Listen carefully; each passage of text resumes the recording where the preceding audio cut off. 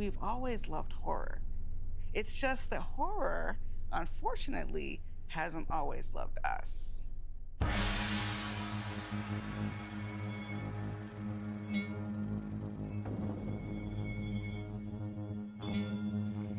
Zombie!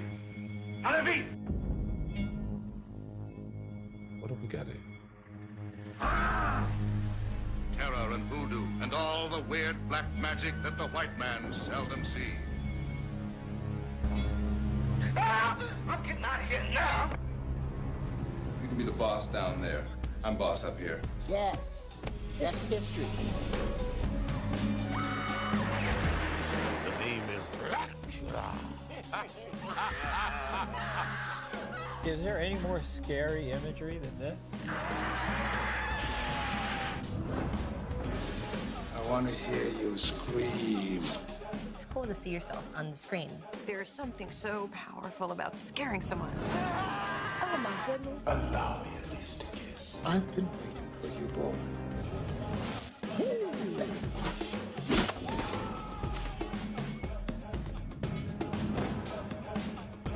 Oh my God. Yes, get rid of that, son.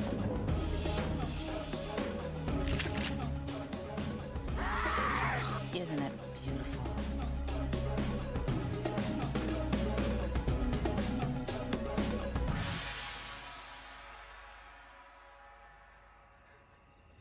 It's crazy.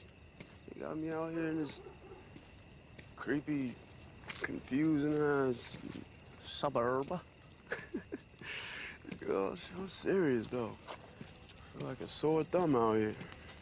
Lakeith. Oh yeah. Walking down the sidewalk at night in a suburban neighborhood on the cell phone by himself. Yeah. Shit. All of that. I've been there. Yeah. It was the perfect black horror story. Yeah, really. Yo! Hey!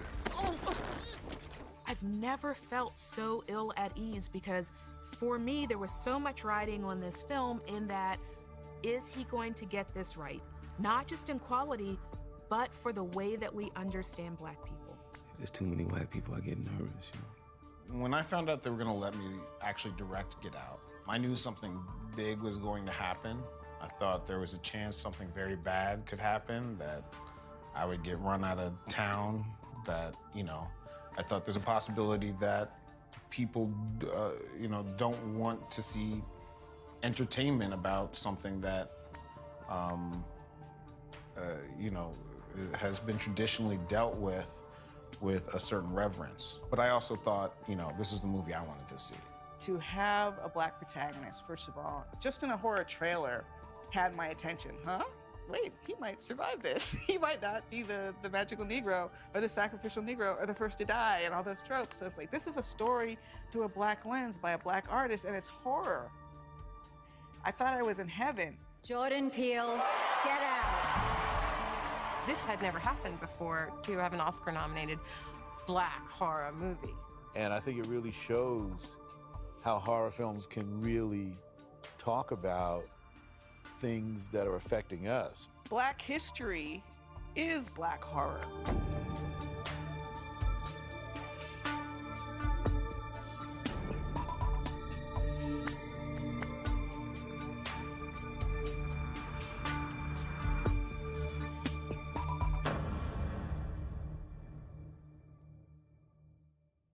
Before we think about horror as we know it today, we can go back to films that perhaps wouldn't be on our radar as horror. There's a character, Gus. Gus is a white actor in blackface who is depicted as being in pursuit of a young white girl. Gus is essentially lynched by the Klan. The Birth of a Nation was a horror film, especially if you were a Black person. Most people at that point were getting to know what African Americans were like through that film, because they lived in communities where they had no African Americans. This was the only source of information, and a lot of people got the wrong impression of who we are, certainly. It's one of the first films to be screened in the White House, in Woodrow Wilson's White House. Didn't help that Woodrow Wilson said that's exactly the way it is. Oh, you know, I mean, he put a stamp on it. You know, he was a contributor to the problem. With the endorsement of the president, it feels like policy. There were even advertisements and promotions that said this was essentially based on a true story, and it was as close to fact as one could get. The Ku Klux Klan is being heralded as the solution to the Black menace. This is a movie that really solidifies that there's this sort of odd Black lust on the part of Black men towards white women. You see it time and time again then throughout the horror genre, from King Kong to Candyman. It reigned as the picture of Black life for so many years. Hollywood could use its messaging to create fear around Black people, especially fear around Black men. It sets up Black life and culture as so deficient and so deviant. And I think we see that kind of history informing race relationships even today. Dr. Clayton.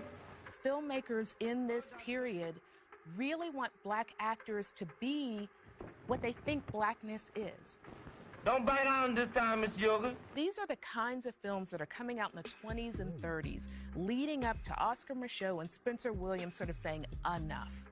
Oscar Micheaux, who was one of the first African-American directors who would, like a lot of people doing today in the independent world, he would have his own film crew, he would gather his actors, he would write the scripts around the actors. What Oscar Micheaux's films do is say, don't engage in these behaviors, don't engage in these acts, which ultimately could sort of bring down the race or sully the reputation of the race.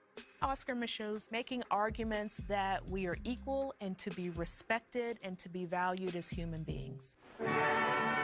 Spencer Williams' film from 1940, Son of Ngagi, is an interesting case. Its genesis was a little bit odd because there was a film called Ngagi. Ngagi was an earlier low-budget effort by a white director, which basically purported that Black Africans were mating with gorilla-like creatures. Ngagi promises that it is a true story and that this mating has produced half-ape, half-human babies. The whole thing is a scam. Even whites were like, well, that's not true, you know. Son of Ngagi is basically considered the first Black-made horror film. The makeup isn't great, and they didn't have much of a budget. But Spencer got it made. Got it made, exactly. And I look at that to this day as a testament. It stars a Black woman as a scientist.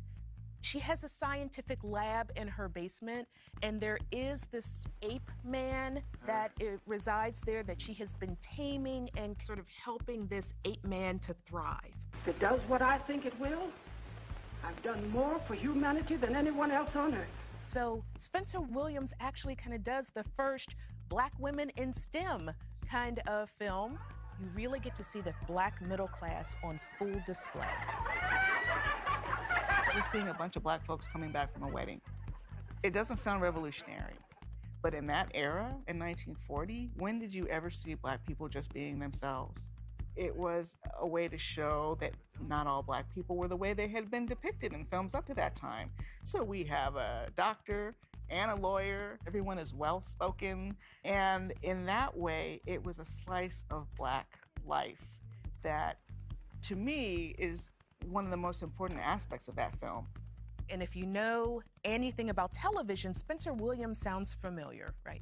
He starred in the television situation comedy Amos and Andy. Oh, Andy, I love jokes. Then you're gonna like this one, because I bought this gun at a joke store.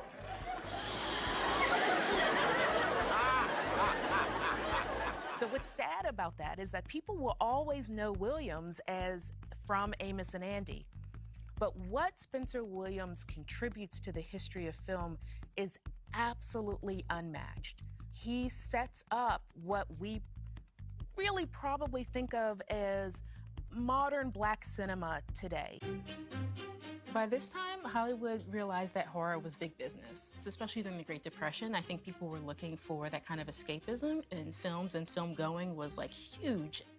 That's where you get those Universal Studio classics, like Murders in the Rue Morgue, The Mummy, Dracula, Frankenstein, The Bride of Frankenstein. I love all of those films, but clearly in the 1930s, they weren't really big on racial representation. Back in the 30s and 40s, in those days, you know, there were only a few roles for black people. It was like a quiet servant who was just basically furniture, tribesmen like in Africa, or voodoo priestesses, that sort of thing. It was like, yeah, there was like the comedic buffoon who was like scared of his own shadow. Mantan Molan, yes, was the last actor to play that kind of character, and that was inspired of the baby. And after that, as you say, they were ready to move on. We are moving into this period of kind of the scientific or atomic age. There's not a lot of room for servants. So in laboratories, there's really no place for blacks in that space. In the 50s and 60s, no studio wanted to put a black scientist in there. And that was a place where they felt black people weren't allowed in. So saw like in Hidden Figures how hard it was for black people to get into the space race and that sort of thing. So that was another reason I think that black people pretty much disappeared during the whole, you know, the decade or two. In all of those classic alien movies, like The Day the Earth Stood Still and all that stuff, there are no black people, but the other is this monster thing that I think is supposed to represent all people that are not white. The creature from the Black Lagoon looks so much like those advertisements from the 20s and the 30s and the 40s. The bulging lips looks just like those awful ads for nigger head shrimp. It's like, first we weren't in it, we were played by white people. Yeah. Then we were in it, but we looked like aliens. So here I am, this 10-year-old in a drive-in theater with my mom, but even then I knew that there was something that horror was saying to me about blackness, about race. I knew that King Kong was a metaphor for blackness.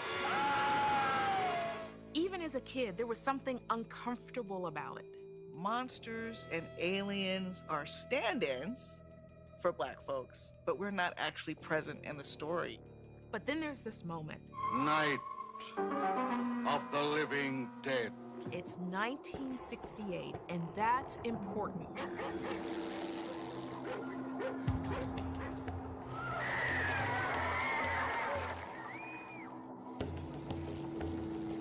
I don't scare easily. Night of the Living Dead, I think, gave me nightmares. It was a frightening, frightening film, and the black and white of it plays such a huge part in what makes it scary.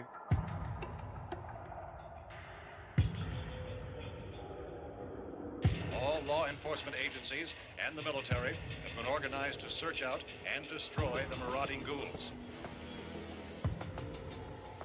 There's a zombie apocalypse, and we have a small group of folks who all sort of converge on a cabin house to survive. It has a black protagonist in Dwayne Jones. You can be the boss down there. I'm boss up here. He's in charge. If you stay up here, you take orders from me! You can never quite tell if the white woman who Dwayne Jones is essentially saving is more creeped out by the fact that there's zombies outside or the fact that there's a black man in the house. I was probably way too young to see it, but I was absolutely fascinated by the fact that there was this beautiful, handsome black man. That was the first time I probably saw somebody black in a movie, and they weren't a criminal, and they weren't a gangster, and they were the hero.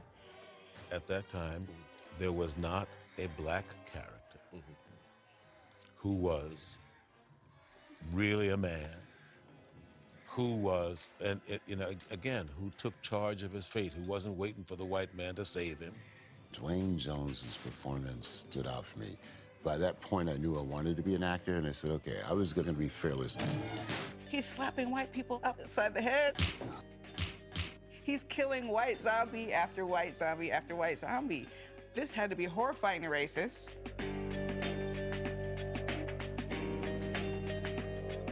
The 60s was a turbulent time You know, we had assassination after assassination. We had riot after riot. Civil rights movement and all those movements were combining together, and we were producing those men that were standing up and saying, not here, not again, not me. And at the same time, he comes out and he does his film, and that's the character, that's the man. That's the man I saw. Night of the Living Dead was so important because for the first time, we're not just the victims. We were the destroyers and the protectors for the people of the mountains, which was good for it. Years later, I got to know George Romero. I asked him, I said, why Dwayne? And he said the role wasn't even written, it wasn't written black. Dwayne just happened to be the best actor to show up on that day. This is like in the 60s when people being hosed, people in sit-ins and stuff like that. Jim Crow era. Exactly. Yeah. It just blew my mind that this was a black guy who was doing all this, taking charge. He was the hero, even though it didn't turn out for him in the end. All right, Vince, hit him in the head, right between the eyes. I can remember seeing this and not being able to move. Okay, he's dead. Let's go get him. That's another one for the fire. He's killed by the white mob, which had to look a lot like white mobs that were roaming throughout the South, menacing black folks and terrorizing black folks. You see lynchings, you think of Emmett Till, and it's just too much. And so you are left just sitting there going, my God, did this just happen?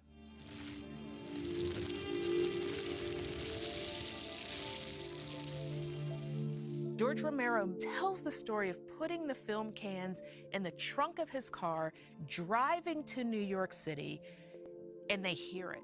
They hear it on the radio. The Reverend Dr. Martin Luther King Jr. was killed by an assassin's bullet tonight in Memphis, Tennessee. And I can't imagine what happens in that car, what that feeling is like, the crush, the blow, the sinking. And I want to believe that they know what they have. Night of the Living Dead becomes what it is exactly because of what's happening in this country while he's filming it. I think the tenseness of the time and the turbulence that was going on in society and the political drama all fed into people all of a sudden having a need to want to see themselves on screen. And that gave birth to the blaxploitation period. We call 1970s film blaxploitation, and it's really a portmanteau for black and exploitation. Blacks are on the big screen. Black audiences are really joyful for the inclusion, but the representations are sometimes just not right. We went from maids to pimps and hoes. At that time, we didn't use that word, profile, but we would horrifically profile. I like to wear hats, and I'd bought me a new hat. And some white boy yells at me, "Hey, pimp!" You know, and I think he's thinking that he's complimenting me. The big hats and collars, and they were images that were perpetrated by white people who exploited these images for their own gain. Sam Arkoff owned American International Pictures, AIP. They were the great producers of films that fell under the blaxploitation period. There are studios who get in on the blaxploitation craze. And AIP's business model was, we're not going to lead. We're going to look, see what's happening out there, what might be popular, and then we're going to get on kind of the backside of this and produce more of it. Theirs was a strictly for-profit budget model, investing as little as they could and hoping something stuck. Their films would go on just a few screens in some cases, often in black neighborhoods, very low investment, very low quality. At the time, I wasn't astute enough to look at AIP's budget, but they weren't making any money at all. I mean, the rumor was that they were in deep water. And then Blackula brought in a lot of money for them. The name is Black. starring William Marshall, a black actor, directed by William Crane, a black director. And so here's where you see how knowledgeable black directors and actors can have an extraordinary impact on a film. They wanted to do Count Brown's in Town. Brown's in Town. Yeah, Really, it was Brown's really in Town. yeah. So we decided we were going to do something else. I wasn't the favorite person there for them No, of course because we had something else in mind. The movie opens with him with his queen trying to argue with Count Dracula to end the transatlantic slave trade. To totally cease the slave trade? When is the last time black audiences had seen themselves expressed visually in the 1700s as erudite and intelligent and holding court and trying to discuss world affairs?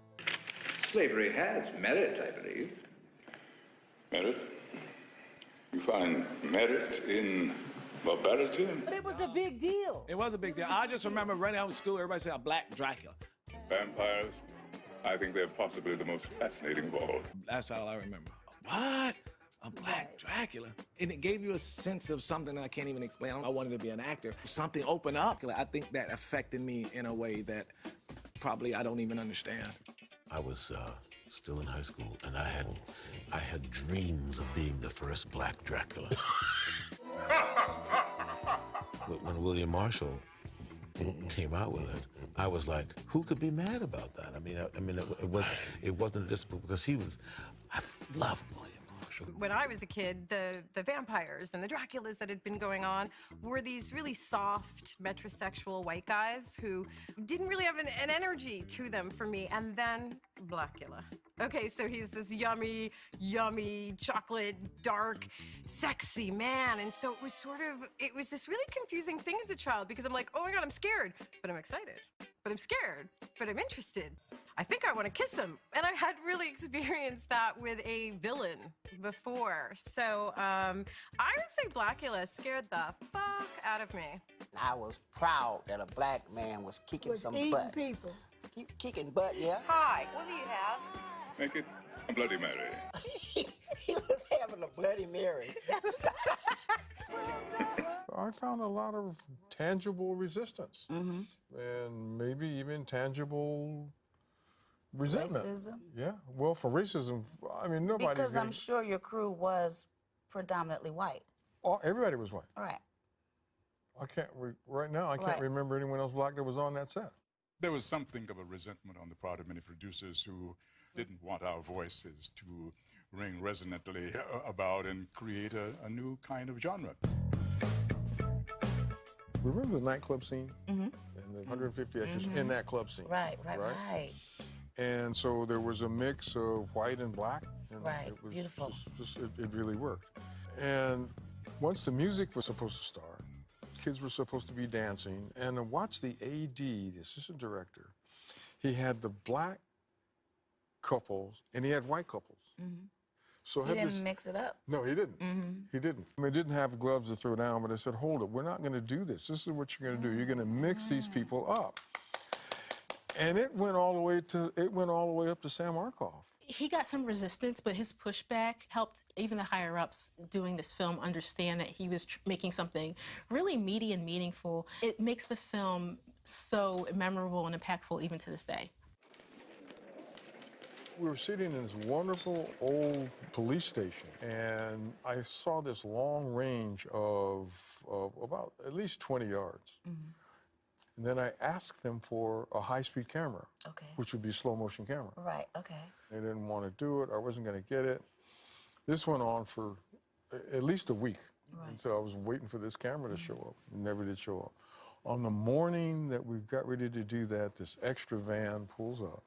And they gave it to you? And these guys come out with this high-speed, slow-motion camera. Okay. They decide to give it to you. I bet they did after they start seeing those dailies, right? People are still talking about that shot.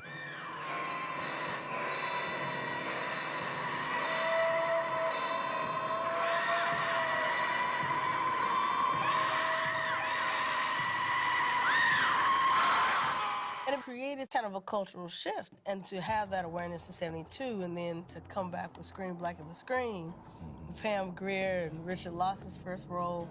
Scream Blackula Scream I did with William Marshall, Pam Grier, Don Mitchell, and a host of other wonderful black actors. I'm a Pam Grier fan. She ends up becoming the lead of the film, which to me is fun because, in my opinion, it's one of the only times they let her act. Exactly. Like, she really got to be a real person and not a sex symbol. Stay away. Who are you? This is when you start to see women really emerge. Women are now starting to take the center stage. How about that? She got to use her wardrobe. mind. She used her mind. Of course, she saves the two guys Yes. at the end. It's And her. she's like a historian of black antiquity, you know, the whole diaspora. In the white horror movies, the voodoo is always like the evil force Yeah. and the villain, but in like Scream Black, You Look Scream, it was like the force of good. It was kind of, Exactly. they relied on it to conquer his curse, basically. They were using it to remove his curse.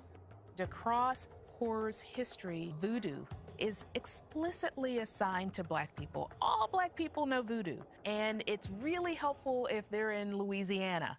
How do you kill someone with voodoo?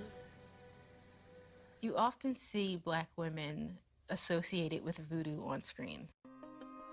Commonly, we've seen black women be voodoo priestesses and things of that nature, and always use it for ill will. The thunder's gonna growl and the lightning's gonna rain. Black women were very much centered as frightening because they wielded power.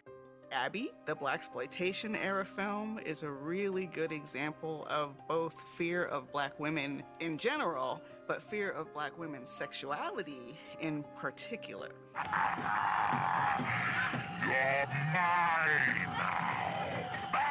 Abby. That's Abby. This scared me so much when I was a kid because she was pretty, but then she went crazy. Yeah. What do you think of my powers now? Black women, of course, have always been depicted as highly sexualized. This is definitely something that came to the fore with Abby. On the one level, you could say she's sort of resisting her defined role as sort of a church wife, becoming possessed by a sex demon who basically attacks men through sex. It's a silly film. But what's not silly about it is it does point to this fear of black women and black womanhood. There is this one, I think, kind of cool movie. It's called Sugar Hill. Sugar's community is under siege by some corrupt white gangsters. She conjured this voodoo god to get revenge on these gangsters who killed her boyfriend. I want the power to destroy my enemies. It was one of the early films where a black woman was the lead. Remember me? She made her own determinations, was not suppressed by men and the system. She was smart, powerful, she was sexy, she was intelligent, and she was willful. Show us what a big man you are. This is a narrative that isn't entirely unproblematic. It does resurrect these early notions of black men lusting for white women. And so for female audiences to watch these movies on the big screen certainly came with a bit of conflict. So the blaxploitation era probably gets mixed marks in terms of, overall how black life was being portrayed. But you can see in even just these horror films that there's an effort to do more. One movie from the 70s that gets lumped in with blaxploitation is Ganja and Hess. It's really cool, and it's from a black director, Bill Gunn is his name. Bill Gunn is a guy who a lot of people don't know about because he was a playwright, a screenwriter. He wrote the screenplay for a movie called The Landlord that Hal Ashby did. Bill Gunn was in episodes of The Outer Limits, Man from U.N.C.L.E. They just wanted him to make a horror film, right? With black folks in it. And the story is that he just, I think the producers were out of town or something, and they took the whole cast and crew up to some place in New York and rewrote it and shot it. Wow. You know, to talk about the history of blood, the history of African blood, and how it's passed down to the ancestors. This is a film about a very erudite scholar who struggles with addiction. So he's using blood as an addiction metaphor, which is something that spoke to this director, and in his mind, I'm sure spoke to his community. He was recently turned into a vampire, and he falls in love with this woman, and he kind of has to decide whether to turn her and that sort of thing. And it's very slow and meditative. Throughout the movie, Hess, no matter how wealthy he is, no matter how educated, is still very fearful of the police. There's no possible way for you to know this, but I'm the only colored on the block. You see, and if another black man washes ashore around here, you can believe the authorities will drag me out for questioning. The police still remain a threat to even this very wealthy, well-educated black man. It got like a standing ovation at the Cannes Film Festival. It played at Cannes and got a lot of awards there. When it got to America, not so much. Hollywood hates this movie because it doesn't look anything like the blaxploitation films of this period. Frankly, it's a little too smart. It's a little too stylistic. The characters are really a bit too developed and realized. They wanted something cruder. They recut it. Because I remember for years, you know, I used to go to some video stores and it was recut as a movie called Blood Couple. For the longest time, it was sort of in this netherworld where the true version of the film was at the Museum of Modern Art in New York. It was a film that I heard about for years before I was finally able to see it. Mm-hmm. Actually, Bill Gunn, when I was at Howard, came. He didn't come with a print of the film. He just came and talked about it? Yeah, because the only print was available, the only print in existence was at the Museum of Modern Art. He was an interesting cat. And Ganjin Hess was his chance to elevate a vampire story into something more meaningful. Ganja Hess is like this beautiful artistic film, but it wasn't the only film during that time that was making these broad stroke statements about what was going on in society. There's a lot of blaxploitation horror films that kind of deal with kind of involuntary experimentation, and it doesn't feel like a coincidence. The Tuskegee experiment was this medical experiment that spanned a 40-year time. There were these tests done on Southern men in the South. Some had syphilis, some didn't, but they all thought they were being treated for what was called bad blood. They were promised free health care, free meals, free burial, but they weren't even treated. They were pretty much being tested to see the effects of syphilis over a lifetime. Some of those men lost their lives without knowing what they were fully consenting to, and there was this big investigation, and it came to a halt in the early to mid-1970s. You want to use me for some type of human guinea pig, is that it? Dr. Black and Mr. Hyde, Blackenstein, those are films that were lackluster in quality and maybe even story, but they are centered around the medical experimentation on black males.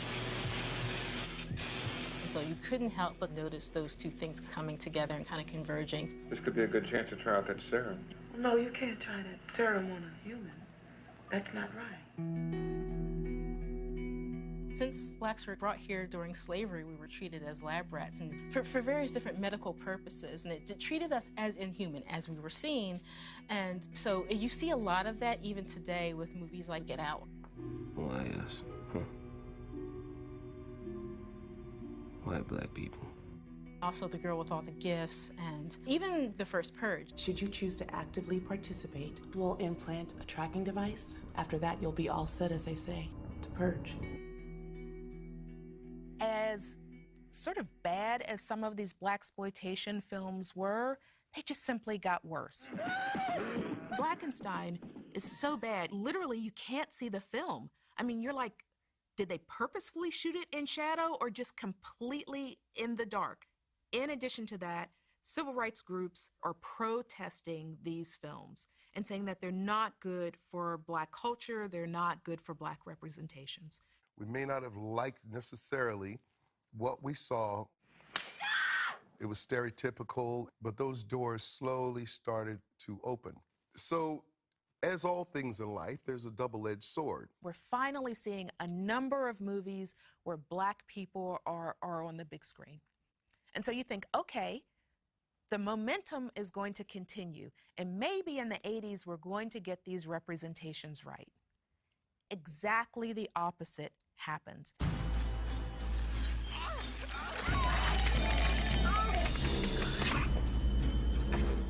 I always knew that if there was somebody Black in the horror film, they would be the first to die. I remember when the first thing I did was, when I got the script, was count the number of pages before I died. If we're not dead in the first 15 minutes, we're certainly dead by the last 30 minutes. It's like the red shirt phenomenon in Star Trek. You know you can't kill Spock, you can't kill McCoy, you can't kill Captain Kirk or Uhura, so this poor crew member with the red shirt is the one who's going to die. And I think that's very much where Blacks were kind of stuck in horror for a while. It became such a joke about First to Die that there were these sort of tongue-in-cheek references to it. Snag one. Snag one? Yeah, snag one and put him in the bucket. I seen this movie. The black dude dies first. You snag it. So let's talk about Black people always die first in horror movies. It's not entirely true. Well, in Alien, Yaphet is actually the last male to die. That's true, he is. Yeah. You know? Yeah, he makes it a ways. Sometimes they do die first, but I want to kind of dispel a little bit of that myth. It often happens. But then at the same time, it can't always happen because Black people play a particular role in horror films. For example, if you have a really horrible, big, kind of badass monster, how do you evidence that that creature is as bad as it can get? You need a black guy. I'm Sergeant Buford Brown, but my teammates call me Bubba. If the monster beats that guy, then that monster must be a true badass. You believe any of this voodoo bullshit, Blair? Well, you know, my very first movie was The Thing. Yes. I lived to the very end. Yes. I survived. Yes. In my next movie, I did die, but not till the end. Their roles are tokens, and so they show up as sidekicks, incidental characters. Which would be fine, except that often they don't exist for any other reason in the movie. They don't have wants, needs of their own. Their only concern is the welfare of the white protagonists, and that's where it becomes problematic. I looked at it as I was the chosen Black person. I know, for the that's film. right. I didn't look at it in a negative way. I was the chosen. I didn't look at it a negative way either because I was getting a check. Absolutely. So, And everybody who said anything about it, I'm in Friday 13th, you're not. So I didn't look at it like that. But it was really a good thing to be Black and in any film in the 80s, not much less a horror movie, but any film. It's like, hey, we're in this movie. We're dying first. Or we're sacrificing ourselves.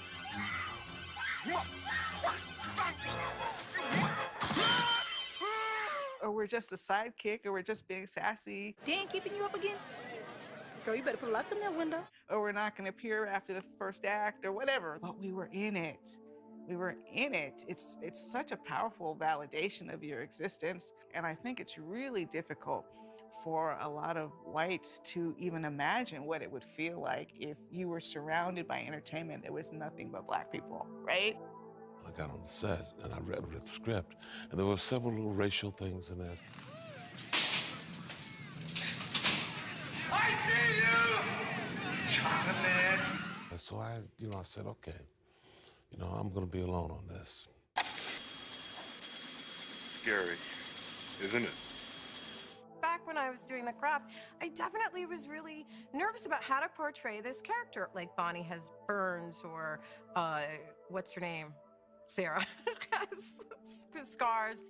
And the other one is poor and very angry and probably bipolar, right? So when I first auditioned, I had a big monologue about being anorexic. And then I think once they decided to cast me, that is when they made race her issue. But for me, I was like, I don't have an issue. I didn't think it was a big enough problem for her to have.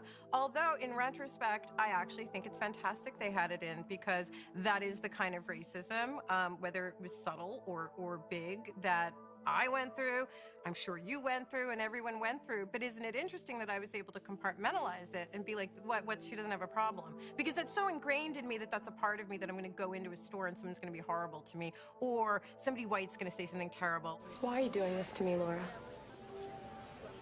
Because I don't like Negroids. To this day, people come up to me and tell me how much it meant. I was getting off a train, this little girl was getting on, and she went, you're the Kraft movie. And I realized, I wasn't even thinking that, like, I'm now in a movie, so these girls don't have to go through what I did, which was, watching Pretty in Pink and going, there's no one who looks like me or acts like me or sounds like me. I am going to be that for these girls. I drink up my sisters, and I ask for the ability to not hate those who hate me, especially racist pieces of bleach blonde shit like Laura Lizzie. I think what Rochelle did was she gave us a way to kind of talk about our own experiences and be comfortable with them, because a lot of us were in like all white spaces. I live in a white world. I mean, most of the time, all I'm around is white people. A lot of times when you're living in the world, so you don't think of it being, oh, I'm a token or anything like that. You just think, oh, I finally got a position in this, and it'll bring me other positions. So I think you think positively about what you're doing. It didn't really matter to me because we were working. I was so happy that I had a check. But on the set, it was absolute. I was the only black there. I think minorities all over the world felt that Kincaid was their hero. Let's go kick the motherfucker's ass all over Dreamland. Every script that I read, and the leading man, that was my part. That's the part I should have played, but I understood where it was. It was no resentment. It was like, in due time. Perhaps the quintessential, although it pains me to say, token character is Scatman Crothers in The Shining. No problem, Mr. Urban. I was just getting to the ice cream. It pains me to say it because he's a terrific performer. The character played by Scatman Crothers, who's a psychic in the book, survives. But in the film, to set up danger for the important characters, meaning the child and the wife, Scatman Crothers got an axe in his chest the minute the brother walked through the door.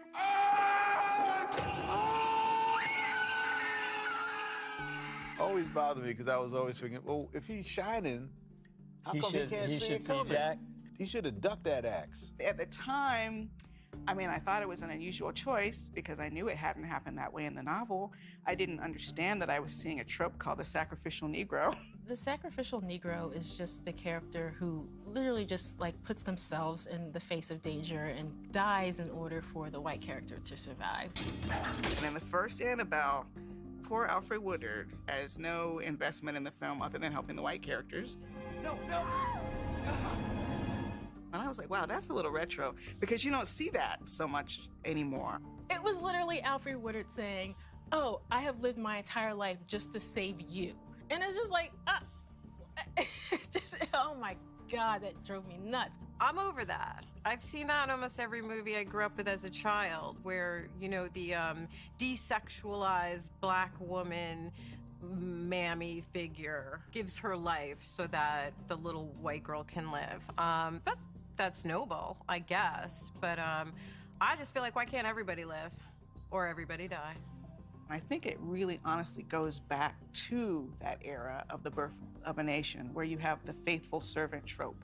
That faithful servant trope is a really important image for a lot of races, because it shows them that slavery and Jim Crow weren't so bad. Sometimes those secondary characters are just gonna have to die, because if they don't, the audience won't believe something scary is about to happen to the real characters who are not the black characters, which is what I think gives birth to this other horrible trope, which is the magical Negro. Molly, you in danger, girl. They have super wisdom that helps like these white characters kind of thrive. It's one of those boxes that black people get put in, this sort of Uncle Remus thing where we're somehow afforded some mystical wisdom. Alex, your friend's departure shows that death has a new design for all of you. And then you have the other side of a terrible coin, which is invisibility. I remember being when I was younger, like around that age, like 7th, 8th grade, and like discovering scary movies. Yeah. Like, you know what? I'm not gonna die because I'm not even in this. Like right. all my friends at the sleepover should be scared because you're Right. all white. And no one's coming for anybody who looks like me. No one's coming for us. Exactly. Because I'm not even in it. It's the Reagan era, and Black people become the face of what is bringing this country down. The nation is led to believe that their good, hard tax dollars are being put into these young women who are having babies and collecting welfare checks, and it's a propaganda message that really encourages the nation to turn its back on social programs. Black people become monstrous in a real way in the political. Horton fled, kidnapped a young couple, stabbing the man and repeatedly raping his girlfriend. On the big screen, then what is encouraged is that whites flee the urban. A Nightmare on Elm Street, Amityville Horror, Halloween, all have pushed us out into the suburban, away from the urban, and so we have to imagine new monsters. Take a movie like Poltergeist. Our homes are built on Indian burial grounds, and somehow it's radiating up and affecting us in awful ways, not because we're inherently evil, but because Black and brown people are still the source of evil. One horror film with a lot of Black faces in it that stands out from the 1980s is The Serpent and the Rainbow, directed by Wes Craven. And Wes Craven, I would say, was one of those filmmakers who really did try to be inclusive in his films. He also did Vampire in Brooklyn, and he did The People Under the Stairs. The People Under the Stairs, you had a young Black kid leading a major film for Universal. It was ahead of its time. I remember seeing it on the VHS and being like, this movie has a Black child actor as the lead? What's going on here?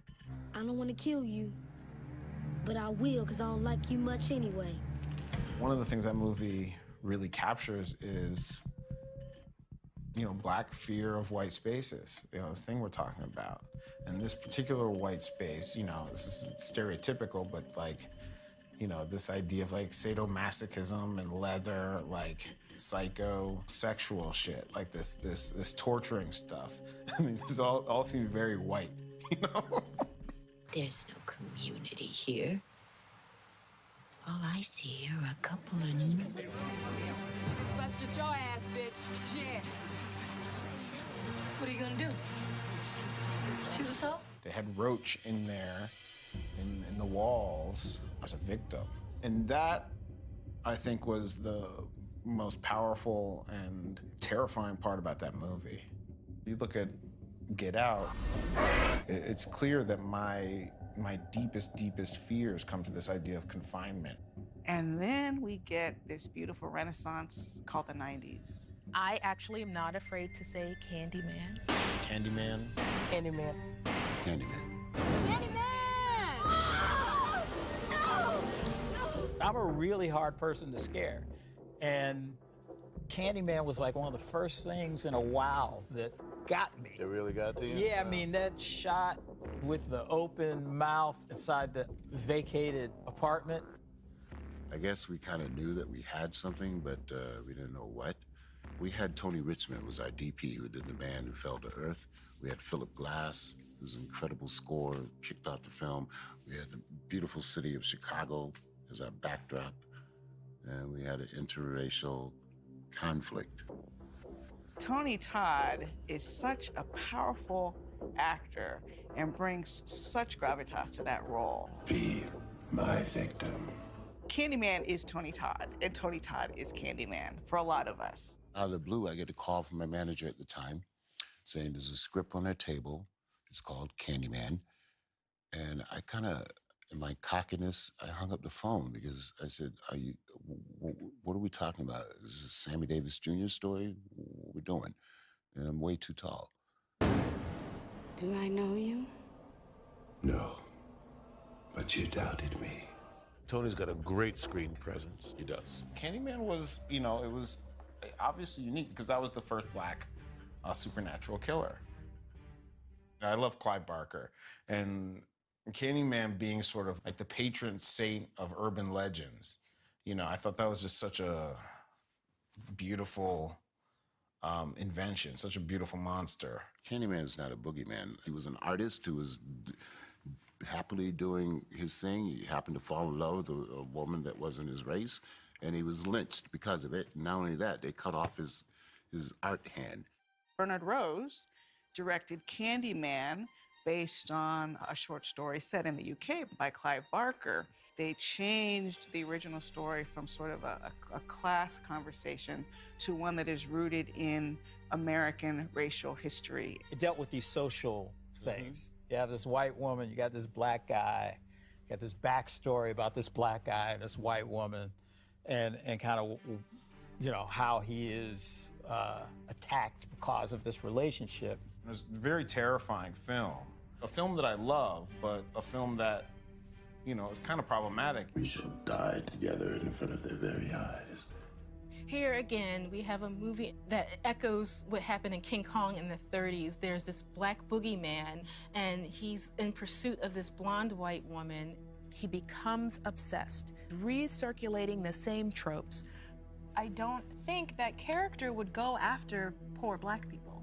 Right. This is where you can tell that Candyman came from the mind of a white person. He chooses to haunt, to disrupt the lives of blacks in Chicago in the Cabrini Green projects, when really right across the tracks are essentially the representatives, the folks who would have been responsible, their ancestors, for his lynching. He is a personification of racism in the United States, like what it looks like and what it can conjure, like all that negative energy. Like, what does it look like and what does it do? Keep away from me! For me, as a character, I don't live and breathe and die by it. I'm happy that I was able to do him, and hopefully I did him right. It was very empowering to me to feel like we could, like, black people can do anything. We're not in this box. We can be the Freddy of a movie. I remember Vondy Curtis Hall, who was married to Casey Lemons, who was in the film.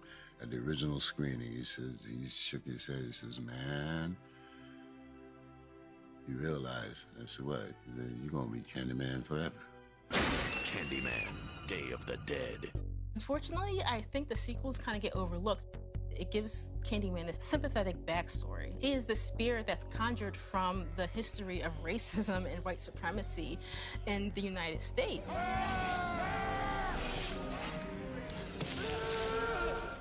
I feel like the sequel helps you understand the original a little bit better, maybe.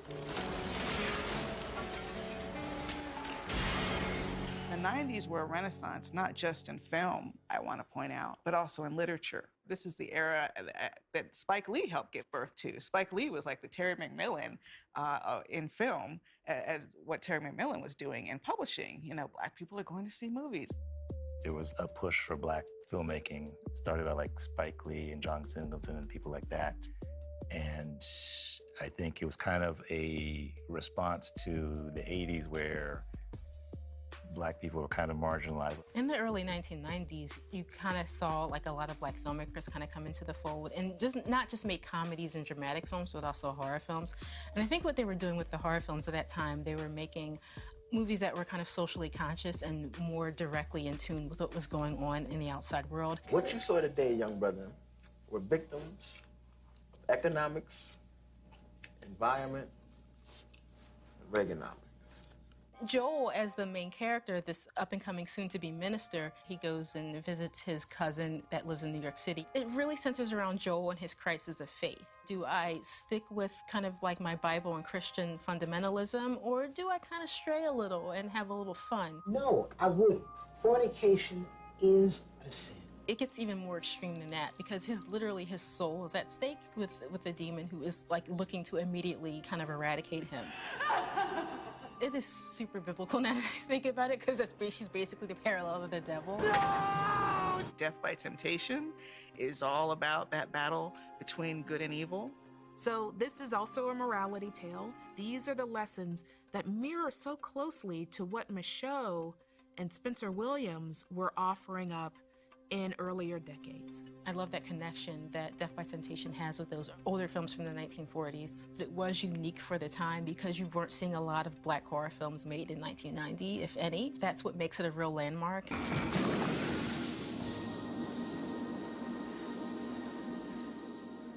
I feel like Tales from the Hood did more to kind of cement black horror for the 90s. Welcome to hell!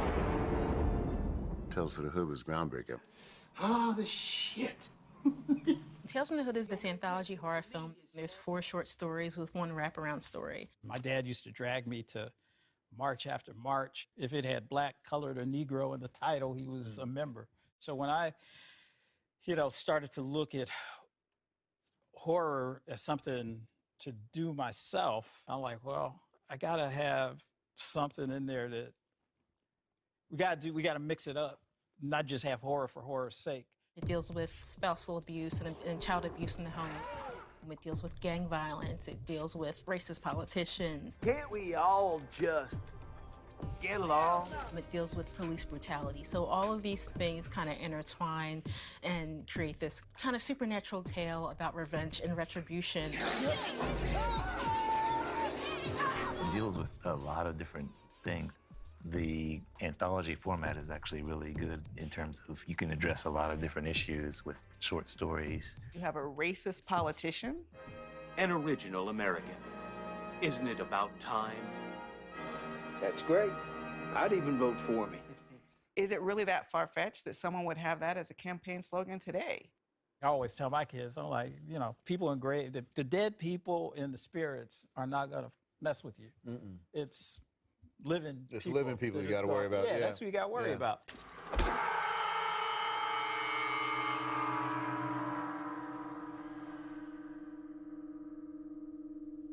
That's how we kind of twisted when we started to do Tales. We got to turn the tables and make the horror redemptive.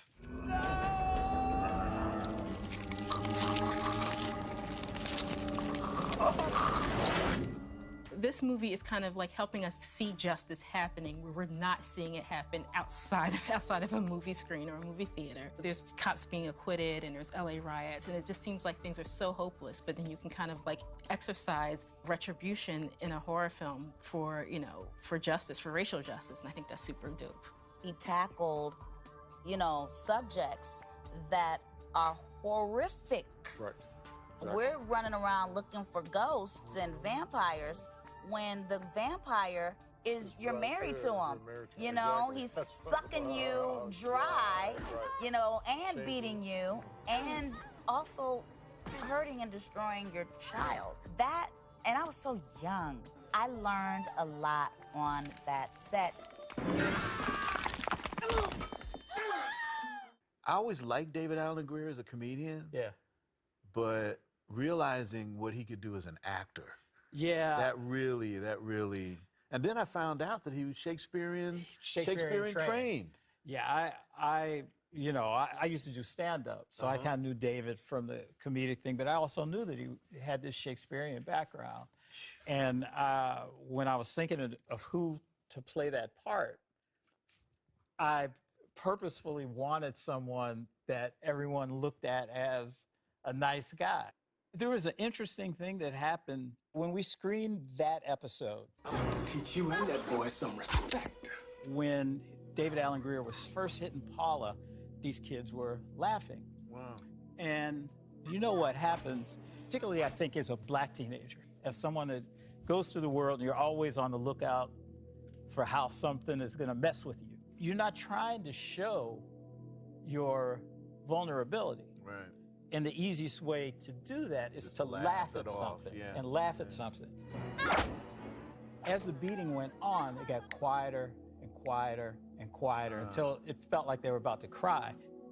When I rewatched this film, it really stands head and shoulders above a lot of black horror up to that point, because in those 4 segments, what Rusty Cundiff is doing is using that metaphor to tell stories that were about real life problems facing the black communities.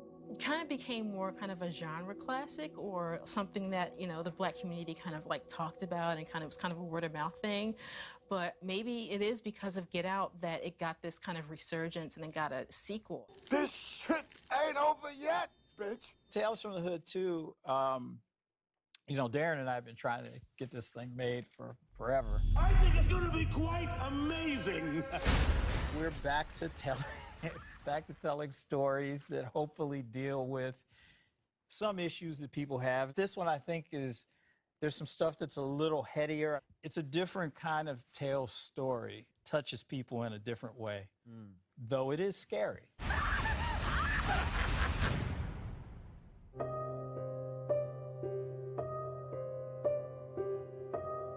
You start to see more women on screen in the 1990s.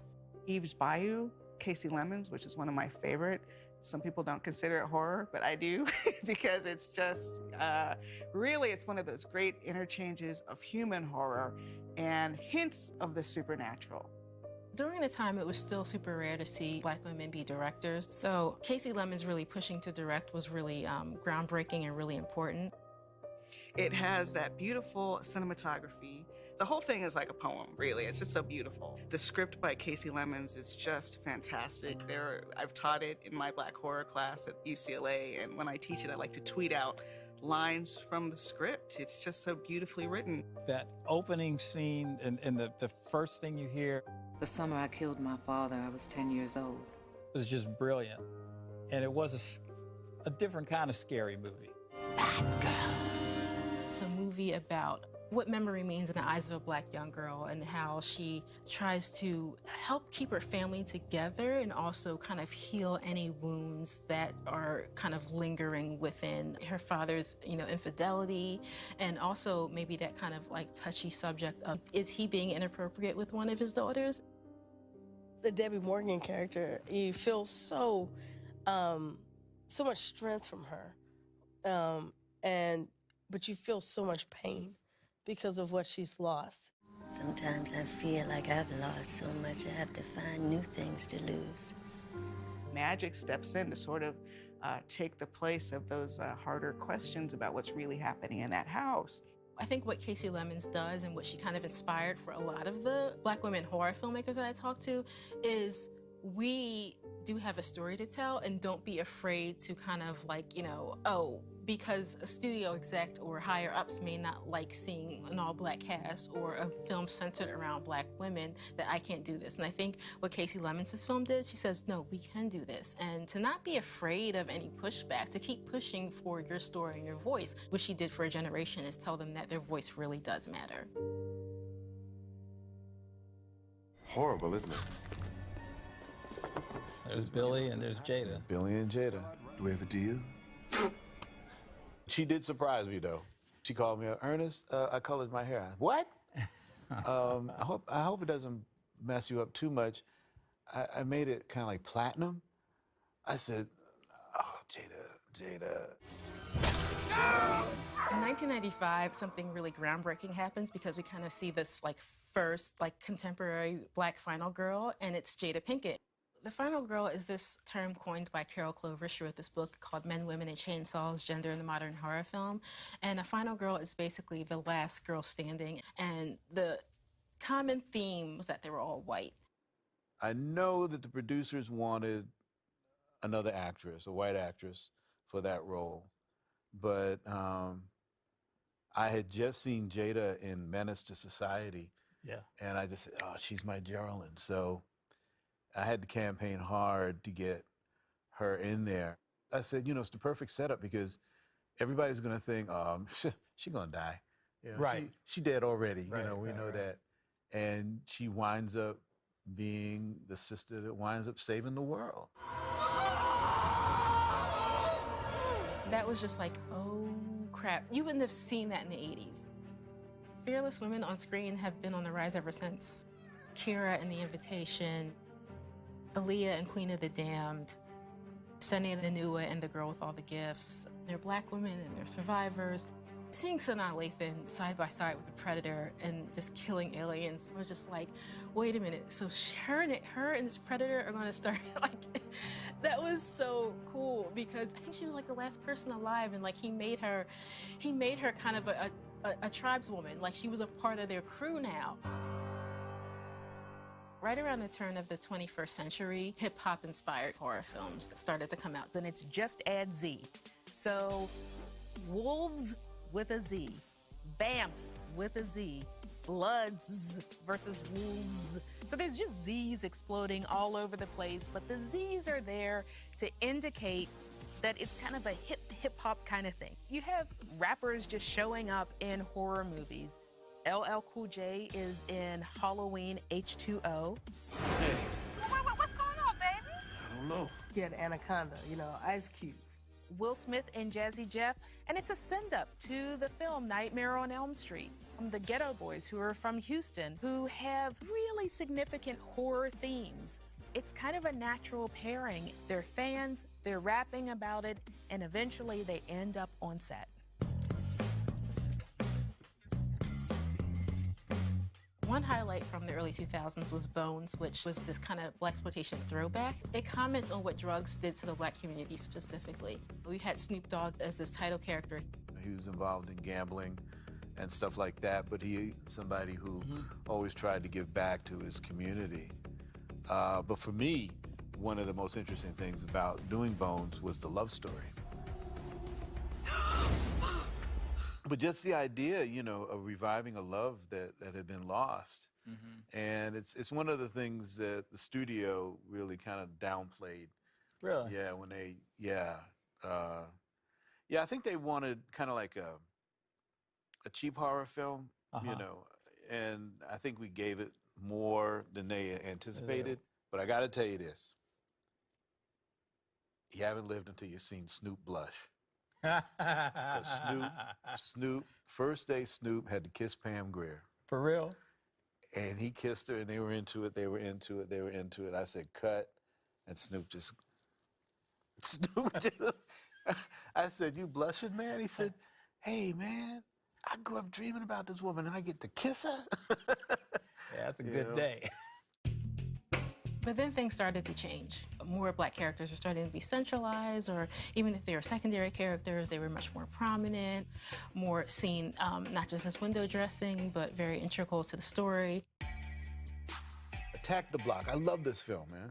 This was the kind of movie I would have loved to have seen as a kid.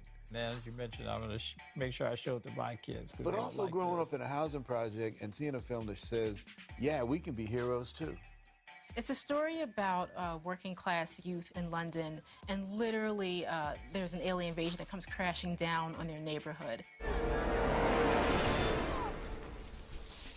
Moses, played by John Boyega, basically saves his neighborhood. Every time I see this movie, at the end, it gives me chills. Moses is in the cop car with his friend Pest, and all he hears outside is his name being chanted over again, Moses, Moses. His friend looks at him, he's like, hey, that's for you. That's for you, man. This is why John Boyega is in Star Wars, right? That's why he's this big star, because he looks up and he has this smile on his face, this innocent, pure, childlike smile. He gets to feel like he matters in his neighborhood. A lot of young black kids don't feel like they matter. I think that's really the core of this film. He gets to be the hero. I think something really important happens in the 2000s when you have these more self-reflexive horror films that are looking back and saying, that was the stereotype, or that was the cliche, or that's the trope we are always relying on. So in exposing those kinds of well-worn, kind of well-trodden knowns about horror, horror also had to catch up and mature if it was going to continue to thrive. It's over. It's not over. It's just not yours anymore. Now, you got to see this film, The Girl with All the Gifts. I'm going to watch this because you recommend it. Really well-done British horror film with this young black girl as the main character. It's after a disease has hit humanity where it's turned everybody into like these feral animals. It's a zombie movie, sort of. It's terrifying. It's an apocalyptic future where we're no longer us. But again, it's probably white people's fear, right? That they're losing dominion. You know, that the manifest destiny thing isn't quite working like it used to. That character was not written as black. That happened during the casting process. It's a very similar process as to what happened in Night of the Living Dead. She just killed the audition, so she got the part. And it creates such a difference in the film to have this black child. I'd read the book before I saw the movie. So when I saw the movie and they had cast a little black girl, I was like, oh my God, this is amazing. We're alive? Yes. Then why should it be us who die for you? I talked to Mike Carey, the writer/screenwriter. This is a sharper social commentary even maybe than he had intended. To see a story about a character, a black girl who faces some insurmountable odds where it seems impossible, but you come up with plans and you execute your plans. This is the stuff that helps us get through life. That's the kind of opportunity that I would have killed for in the 90s, reading script after script after script and wanting to read for the lead girl, but going, oh no, okay, I'm the friend, so I'm gonna say, are you okay? Oh, are you okay? Are you okay? Are you okay? Yeah. I mean, 6 million different ways to Sunday. I have to figure out 1 million different line readings for this same line because whatever thing is going on, it's not about the black people or what we're going through. It's, are you, white person in peril, okay? So when I saw that movie, I was like, okay, things are shifting. We've shifted from being the focal point of the fear, other, to being the heroes, right? To being the icons, to being the one that you and the audience are looking up to. That's been very exciting to watch unfold. If you have to ride in the back of the bus for 90% of history, it takes a little bit to get in front. Black is in fashion. Get Out, I think, is kind of like a perfect movie of its time. It came out like the transition between the Obama administration and the Trump administration. Yeah. So, I mean, I remember when Obama was elected, people were actually having debates about whether racism is dead now and that sort of thing. Is this a post-racial world and all that? As Trump's campaign came along, I think the public came to be aware, like, oh, you know, racism still does exist. A horrific scene in Charlottesville, Virginia. The hate boiling over white supremacists and countered protesters fighting with fists and clubs. Confederate flags on full display. I think there's blame on both sides, and I have no doubt about it.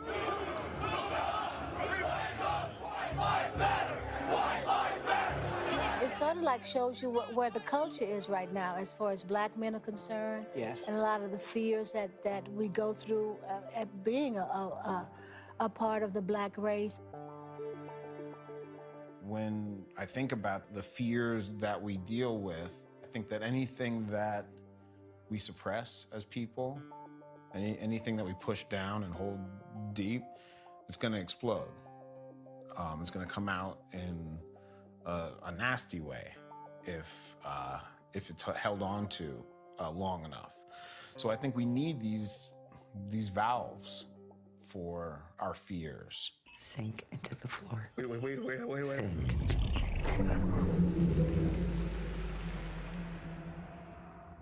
Floored me right to the. I've had no idea what to expect. It's something that we as a people always talk about. Exactly. Like you know, it's like he told our secret that we do have a fear that these people are trying to steal our souls. It's an auction. Mm-hmm. You know, it's an auction block. Mm-hmm. It's just disguised in a different way. What the maid, to me, represented in Get Out is just what maids has been doing through history. They've been trying to tell you. Oh, no. No. No. No. They've been sitting at the table with the white people and saying, look, they ain't gonna do this. Get the hell out of here. I think one of my favorite parts is when the girl is smiling and crying at the same time. My favorite part when he was beating their ass. I was like, oh, you didn't get that he was like picking cotton out of the chair? Or you didn't get, like, he killed him with a buck? Did you not know black men were called bucks during slavery? I felt like I want to make the movie that's answering every disappointed black person that goes to a theater and watches, you know, a white protagonist make dumb decisions. No, don't do that. And that sense of marginalization. That sense of, oh, can we just, if there was a brother in here, that would never happen. That would never happen. If there was a sister, would never let this, she would be out of the house. Spoiler alert, but there's no good white people in this movie. That white savior trope always pops up. There's always one good white person. Saw this as obviously this opportunity to use that to my favor. The audience is expecting that you have to have one good white person in a film, right? You know I can't give you the keys, right, babe? I couldn't believe what I was watching.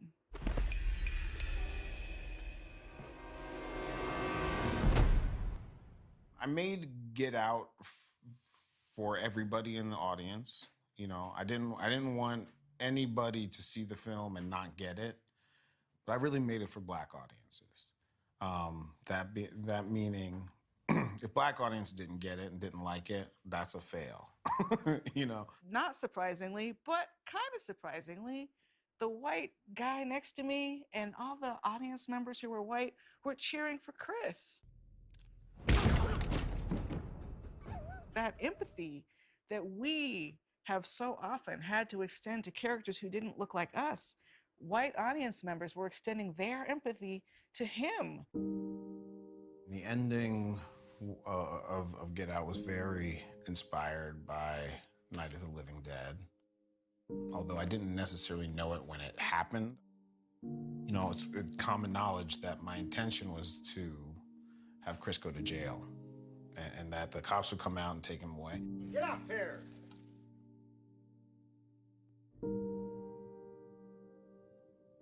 The most realistic ending is he's shot on the road.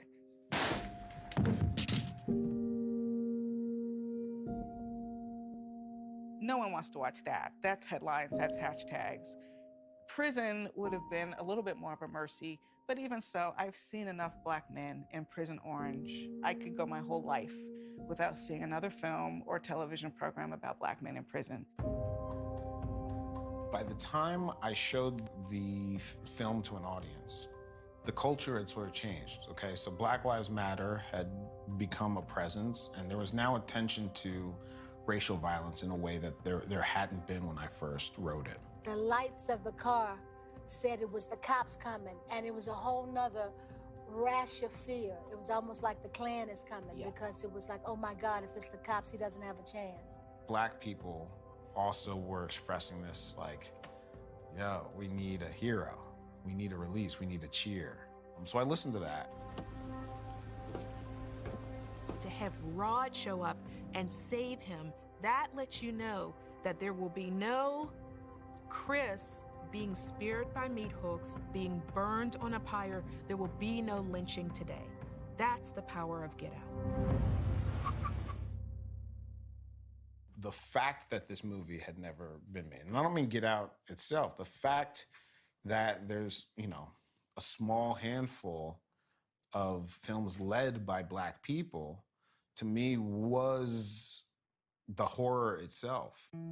It's no mistake that the Sunken Place feels and looks like a darkened theater, right?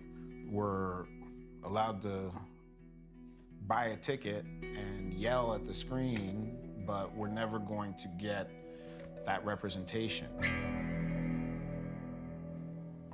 What's going on, man?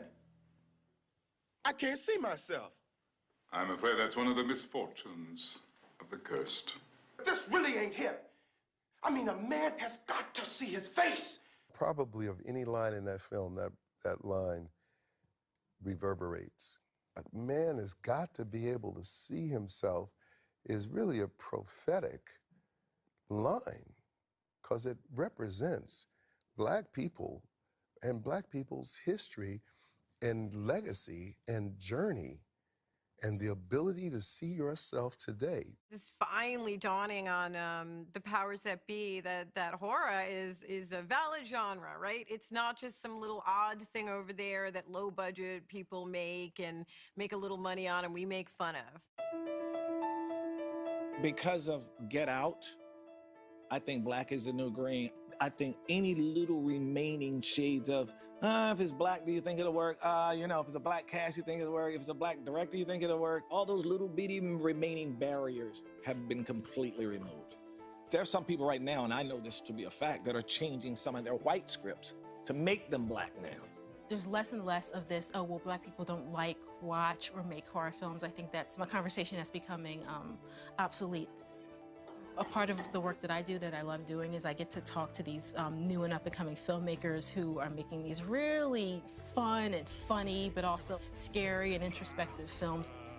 Just so many up-and-coming talent out there that's, you know, that's pretty exciting, and it gives me hope for the future that we're... And we'll help each other and change the game. We just need to all get in the door. You know, there's so many stories and so many genres that we belong to. I've just had so many people like say, I got a horror film, I got a horror film, I got a horror film. And this is way before Get Out. And now maybe they'll get a chance to actually get that out to the public. These are stories by Black creators for Black viewers. If whites want to enjoy it, fine. But it's not about them, right? It's about us. I think the entire film industry are ready for us to open up the doors.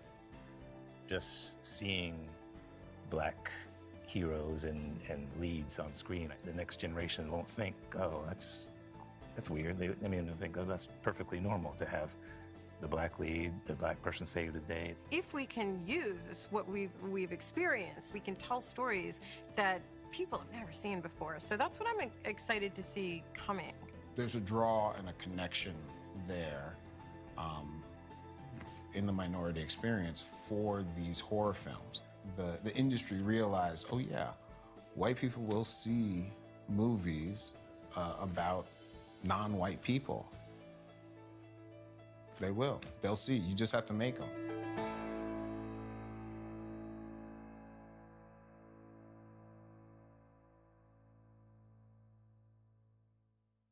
Mark. Thank you. Are we rolling? How did somebody tell us we were rolling? No one said anything. We're just sitting there talking. I didn't know we were rolling. No one said action. That always got me. I'm like, I don't know about the fashion of the time, but I'm like, there are all these murders going around with people with bites in their neck, and no one's suspecting the guy with the cape. Nobody. They did the mash. They did the monster mash. Horror? Horror? It's like rhymes with Torah, right? Horror? Torah? I cannot horror. I love talking horror. Shit. I love talking horror. They played the monster mash. Thousand Town. Return of the Living Dead was one of my favorite films. I didn't know anything. And the entire film, I was supposed to be walking around with a naked girl. Right. So if you watch it, go back to the movie, because when the scenes were